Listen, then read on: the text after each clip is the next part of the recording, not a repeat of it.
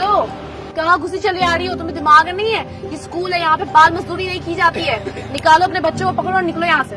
यहाँ पे हम ये सिखाते हैं बच्चों से मजदूरी नहीं कराने। तो बच्चों को हमारे स्कूल पे कुछ अटेम्प्ट करवाओगी क्या? निकलो यहाँ से, पागल सी। मैम आप गलत समझ रहे हो, मैं अपने भाइयों को एडमिशन के लिए आई हूँ। क्या बोला तुमने?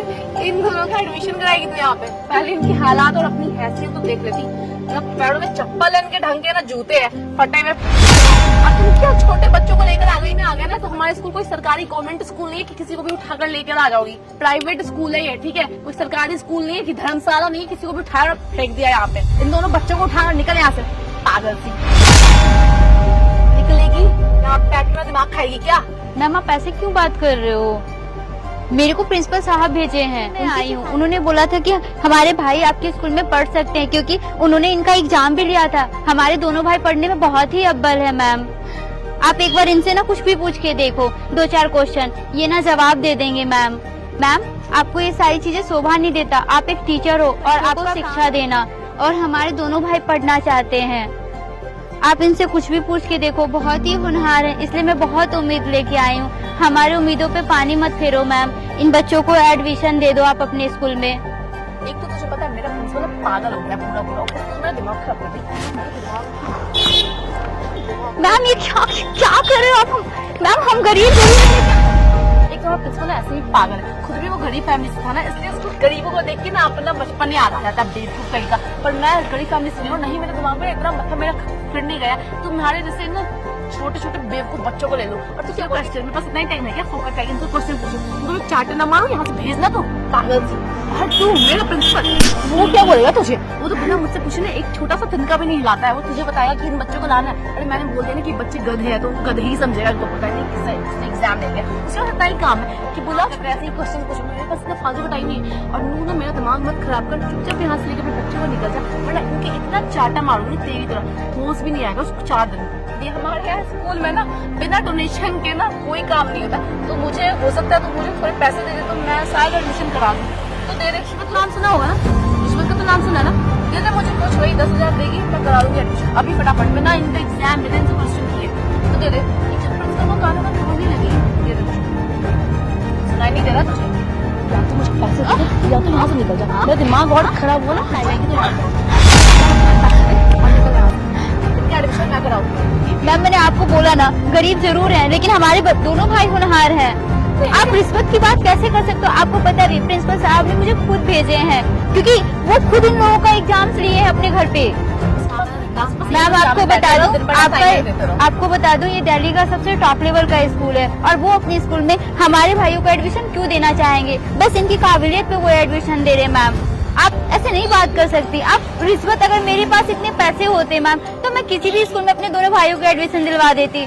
मेरे पास इतनी अच्छी तालीम देना चाहती हूँ, अच्छी शिक्षा देना चाहती हूँ कि जो जिंदगी मैं जी रही हूँ मेरे भाइयों को ना जीना पड़े। लेकिन आप गरीबों को मजबूरी समझ नहीं आ सकती ना, आप नहीं समझ सकती हैं। आपसे अच्छा तो हमारे प्रिंसिपल साहब है, वो हमारी सारी मजबूरी को समझे, इसलिए मेरे दोनों भाइयों को एडमिशन दे रहे हैं। एक बार उनको बुला दो, मैं उनसे बात करना चाहूंगी। तुमने सोच भी कैसे लिया इस स्कूल में तेरे भाइयों का एडमिशन होगा? इन टीचरों की शक्ल देखे ना हमारे स्कूल के बच्चे पता था जिसको देखे क्या बोलेंगे, तो देखो बंदर आ गया, कितना मजा आएगा।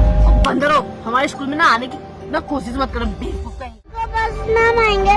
हाँ मैं आपको बस से भेजूंगी, ठीक है? नए ड्रेस पे ना के। तेरी बहन की रिक्शा से भेजने की तो औकात नहीं है, बस को देख रहा है, बड़ा है बस।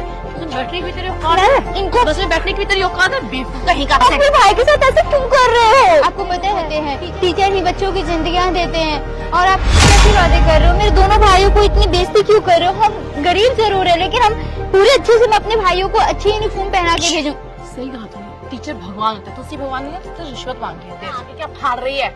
अभी तो बड़ा भगवान भगवान बोल रही थी, अभी पैसे लगा तेरी आंखें फट रही है। चल ला रिश्वत दे। मैम हमारे पास रिश्वत होता है ना तो मैं दूसरे स्कूल में एडमिशन करवा लेती।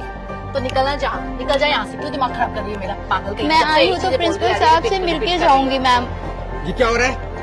हेलो सर एक्चुअली ये ना बच्चों को लेकर आ गई थी यहाँ पे काम कराना है, बाल मस्ती नहीं होती। शरद दीक्षा, तुमको पता है इनको यहाँ पे मैंने रेफर किया है और ये मेरे ही कहने पे यहाँ पे आए हैं।